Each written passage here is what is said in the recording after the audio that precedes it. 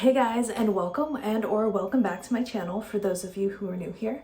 Hi, I'm Megan. You can call me Meg if you want to. And if you can't tell by what I'm wearing today, purple hoodie.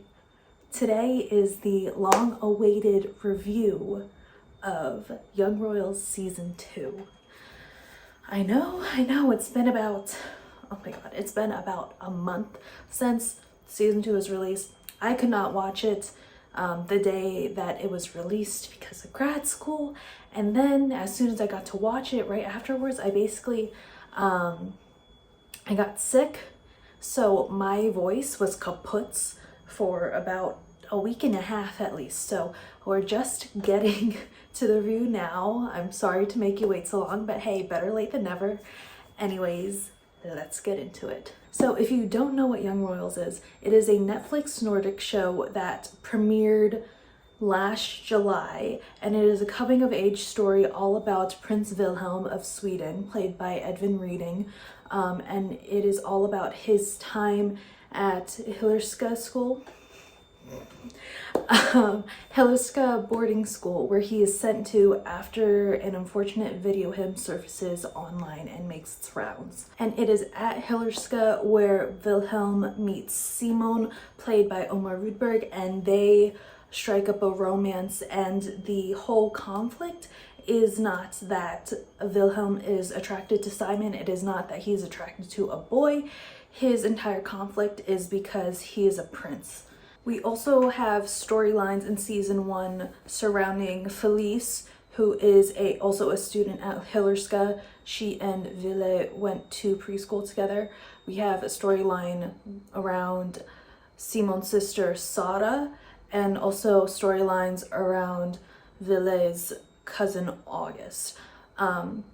And although Ville is the main character and the story is very much a love story between Wilhelm and Simon, the storylines between August, Sara, Felice, they are all executed very well, and nothing seems like it was thrown to the wayside. All 5 characters are fully fleshed out characters. No one seems like a background character to another's story, if that makes sense. So if you have not watched season 1 of Young Royals, what are you doing? Please exit out of my video. I will never ask anyone to exit out of my video, but exit out of my video right now and go binge watch all 6 episodes right now on Netflix. It's only 6 episodes per season, a little less than an hour each. You can binge it in a day. Go do it and then come back to this video so we can talk about season 2 together, okay? Okay, now that those people are gone for now, hopefully you'll be back, let's talk about season 2. So season 2, we come back with Wilhelm to Hillerska after winter break, and after he and Simon have broken up, and after Ville has said I love you to Simon. I know.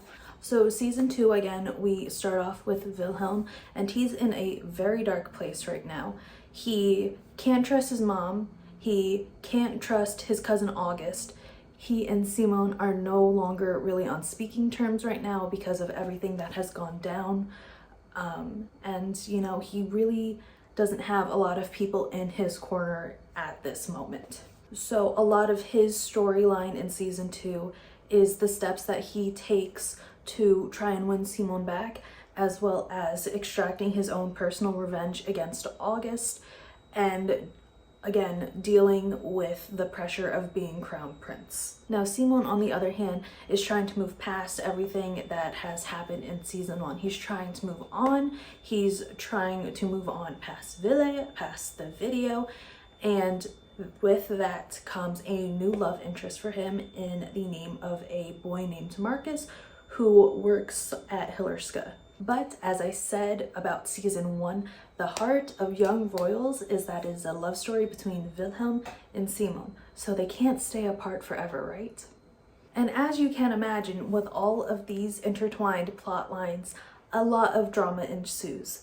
But what Lisa Ambjorn and Young Royals does so well is that although it is a teen drama, it remains much more grounded than many of the other teen dramas I have watched. All of the drama within the season comes very naturally with the pacing of the show, and none of the dramatic plot points are drama for drama's sake. That being said, I did not like the love triangle plotline of season 2 at all. I don't think there was really a need for a love triangle, if I'm going to be completely honest. I don't think Ville needed to see what he was missing with having Simon have another love interest. Ville knows what he lost when Simon broke up with him in season 1, and he was already in the process of winning Simon back, right? He was already prepared to do that with how they ended season 1. So I don't think Simon really needed to prove to Ville, this is what you're missing out on when you lost me. Ville already knows that. And I think it would have been more interesting to see Simon's internal conflict with staying away from Ville. Even though his heart wants to be with Ville, I think seeing an internal conflict with Simon would have been more interesting for me than to have Simon be presented with a new love interest and have that be the external conflict that is keeping Wilmon apart. That being said, let's talk about the love triangle. I don't see how it was unconventional or not the stereotypical love triangle in any way, like how the cast and the showrunners were talking about this love triangle.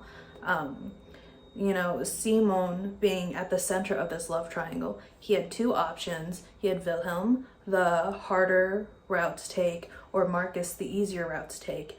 And I think with all of these love triangles, even though there is this easier path you could take, the person is always going to choose the harder path because that is where their heart lies. And with the character of Marcus and Simon, I really didn't see why anyone would want those two to be together versus Wilhelm and Simon. Compared to the other characters of Young Royals, I think Marcus was an underdeveloped character because all we really know about him is that he works at Hillerska because his parents rent land to the school and that he has his own apartment.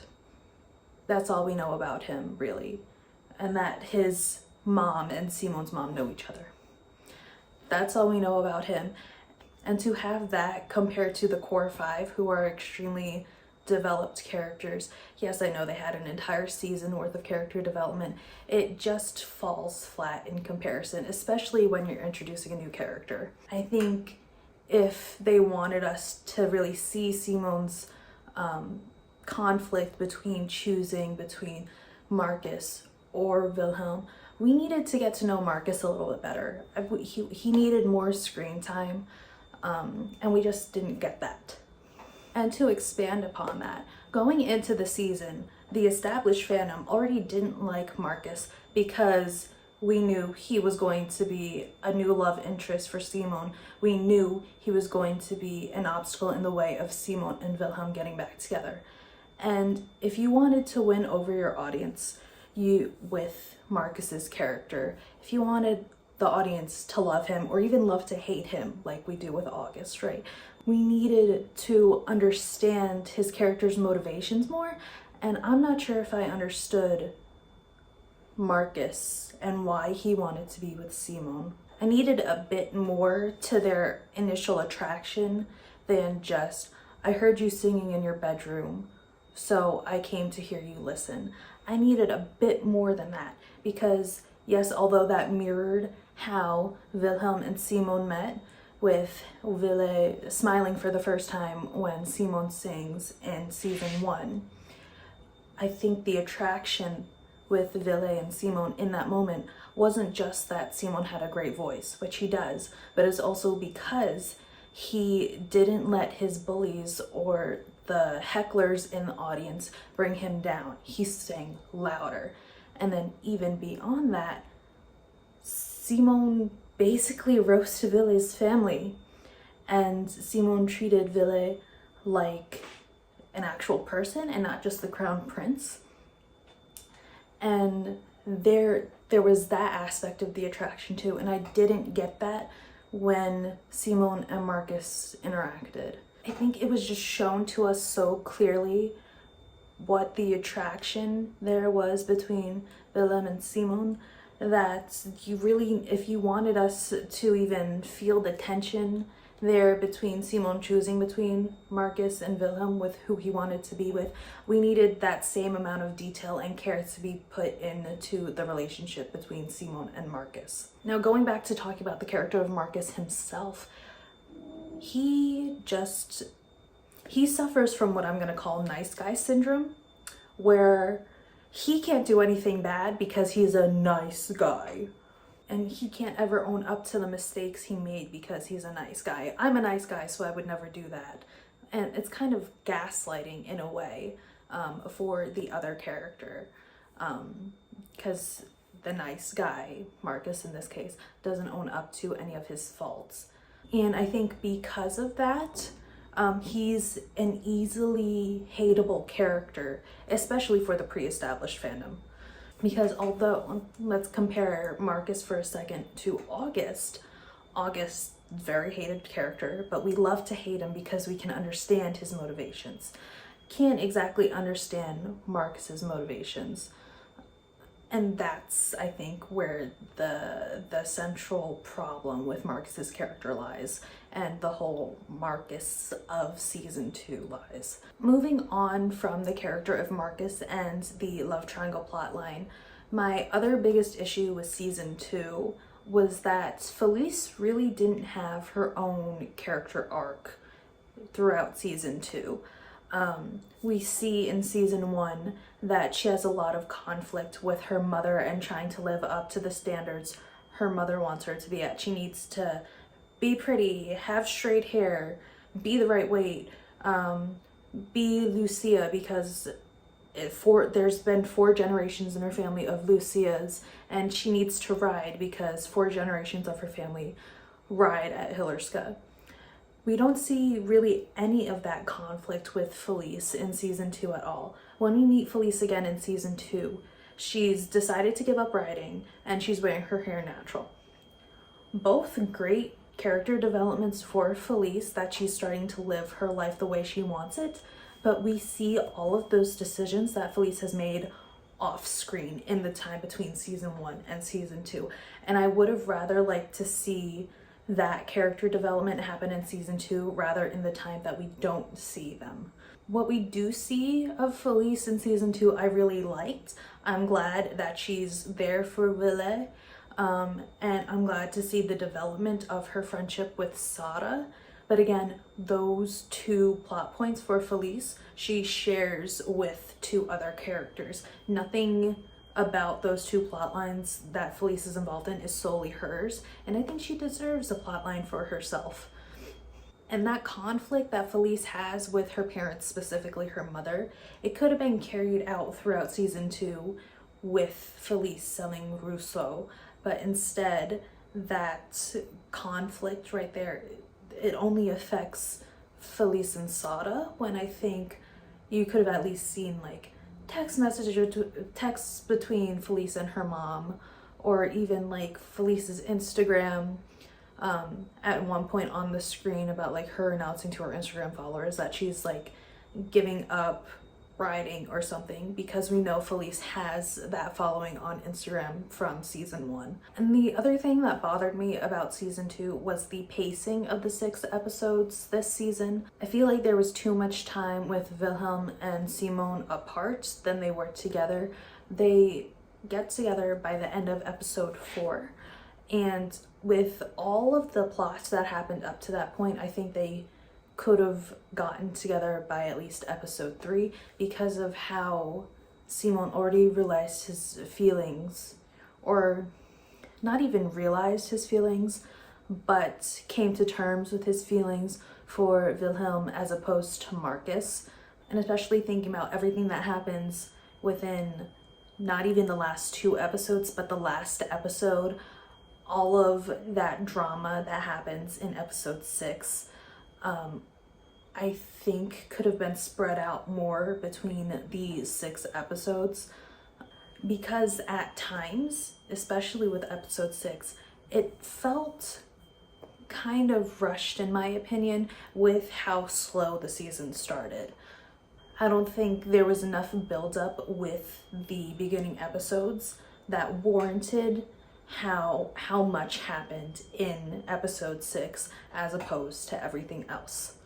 What impressed me so much about season 1 is how much conflict and drama and plot they were able to fit in to 6 less than 1 hour episodes.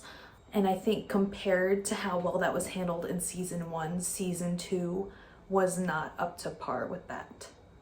To me, it just felt like some plot points were drawn out too much and others were not drawn out enough. What I did like about the season 2 plot is that Hillerska felt more like a school. I think they really expanded the universe, so to say, because season 1, although we know Hillerska is a school, a lot of the scenes that took place were during after school hours, like before classes started, or it was already after classes ended.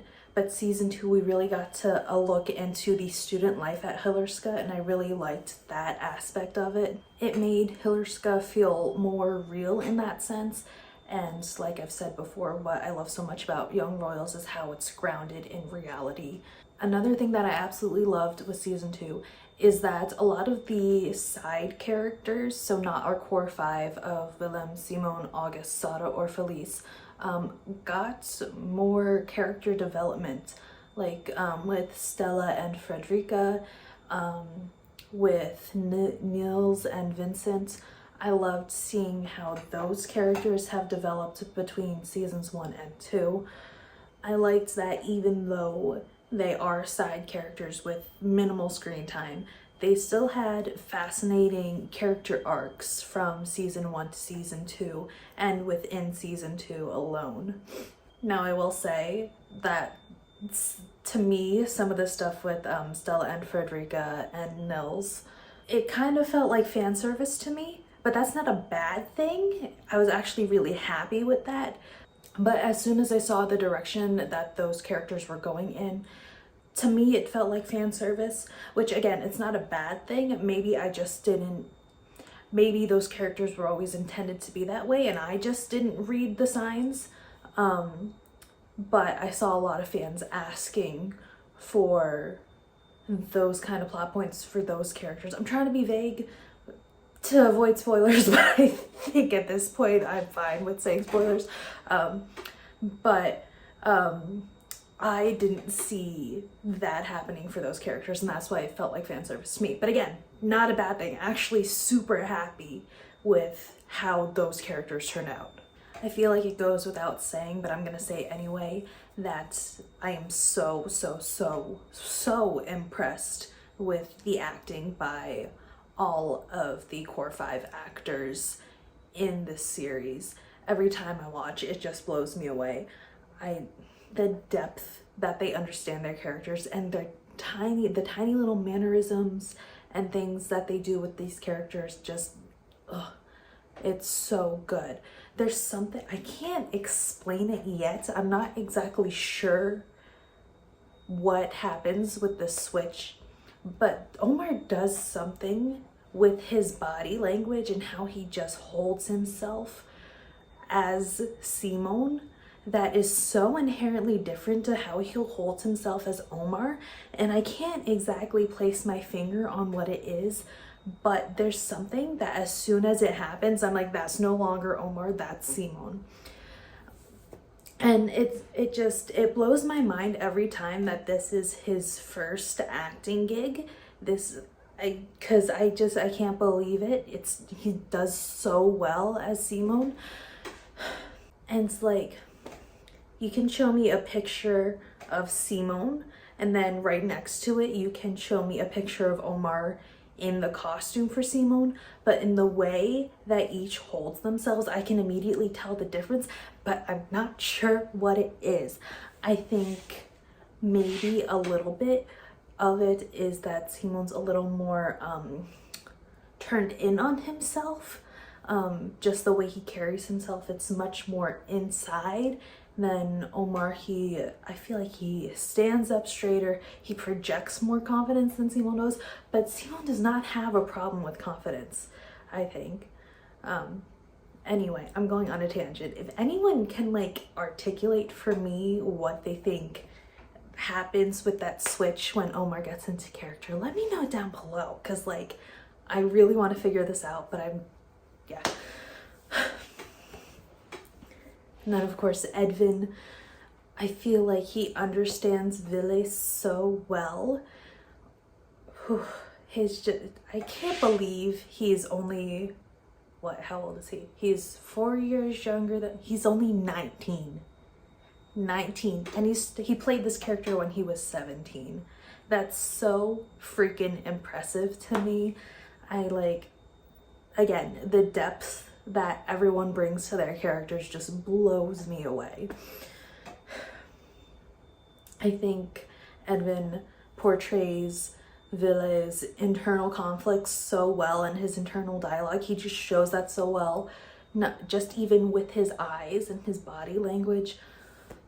And like the character, I haven't seen many shows that portray anxiety as well as Edwin does through Wilhelm. It's something, again, grounded in realism, because I feel like a lot of shows, they portray anxiety as this one way that you can have anxiety, when there's multiple ways where anxiety manifests itself. And I feel like we see that a lot in Young Royals. I feel like I'm going on a tangent, but I'm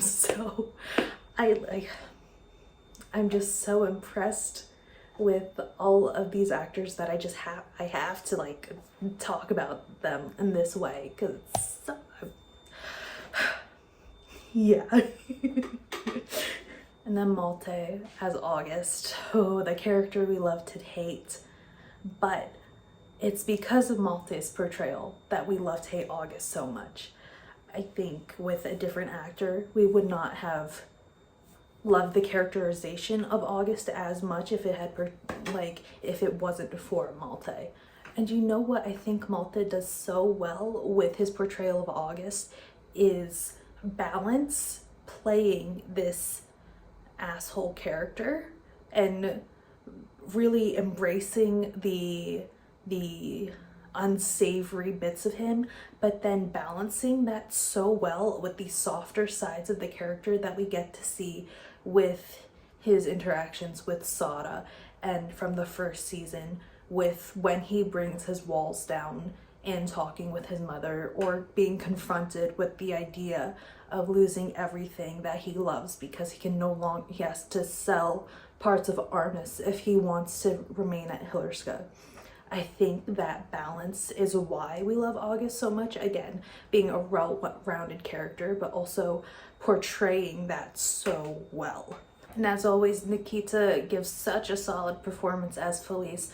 I wish she had more to work with for Felice in this season, but still a really solid performance. And then Frida with Sada, she just stepped it up again. I really liked, well, I'm not gonna say liked, I enjoyed watching Sarah's character arc this season, because she's such an interesting character to me, because I can't fully understand her motivations behind her actions, because I am neurotypical and she is neurodivergent. I can't understand her thought process because I don't have autism, I don't have ADHD, so I don't know how exactly that affects her thinking and her motivations.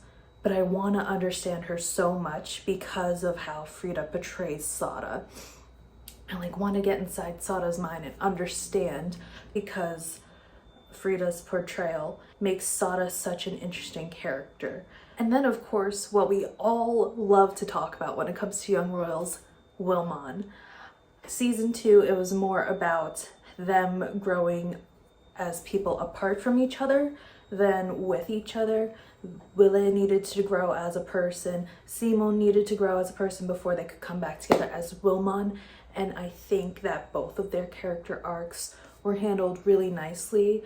I liked that Ville finally got some therapy, although he was kind of manipulated into it by his mom, and his mom's intentions for him going to therapy were not the best, but I am glad Ville had a trusted adult that he could talk to about whatever, because baby boy has a lot of trauma.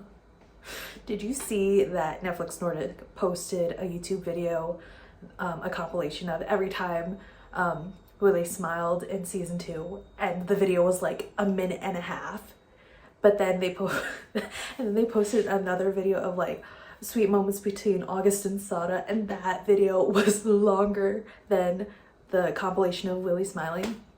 But poor baby boy.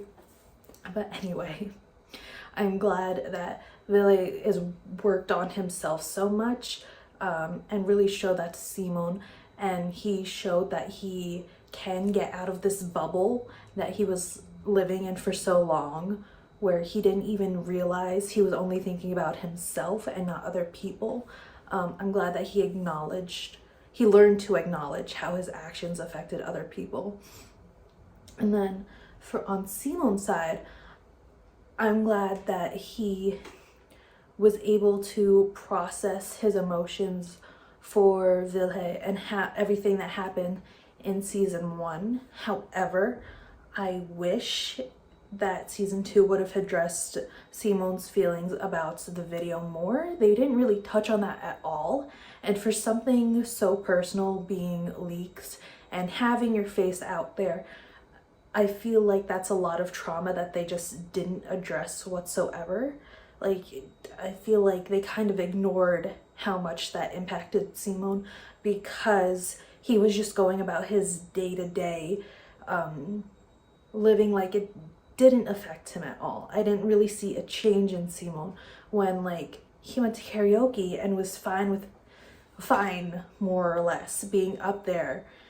And like, I'm not sure if someone who had a sex tape of them posted not even like 4 weeks ago and that going viral, I'm not sure if a person like that would be comfortable being up on a stage that soon after something like that happened. I wish they would have covered that more. But I think Simon holds a lot of his emotions inside, and I think season 2 he was learning to break down those walls a little bit and show his emotions more. Of course, I would have loved to have more sweet moments of Wilmon together, but I understand why we didn't get that, because that's not the point at which they were at in their relationship for season 2. Hoping for more fluffy Wilmon in season 3. We're gonna manifest season 3. It's coming, I know it is. So overall thoughts about season 2 of Young Royals. I thought it was a very good follow-up to season 1 of the show. I think it did suffer a little bit from pacing issues and underdeveloped characters, but overall I really enjoyed it, and I liked how it extended the world of the show. And I give it a solid 4 out of 5 stars. So if you have not watched Young Royals yet, and you are at the end of my video, and if I still haven't convinced you with all of my tangents and stuff to watch it, I don't know what else to do. Go watch it. Go stream Simon's song on Spotify, Apple Music, or whatever else you listen to music on. Keep talking about the show. Let's manifest a season 3. If you want to see more of my face, go follow me on Instagram and TikTok. I post a lot of Young Royals content on TikTok, both linked down below. Let me know your thoughts on Young Royals season 2 if you watched it in the comments. Make sure to like and subscribe, and I will see you in my next video. Bye!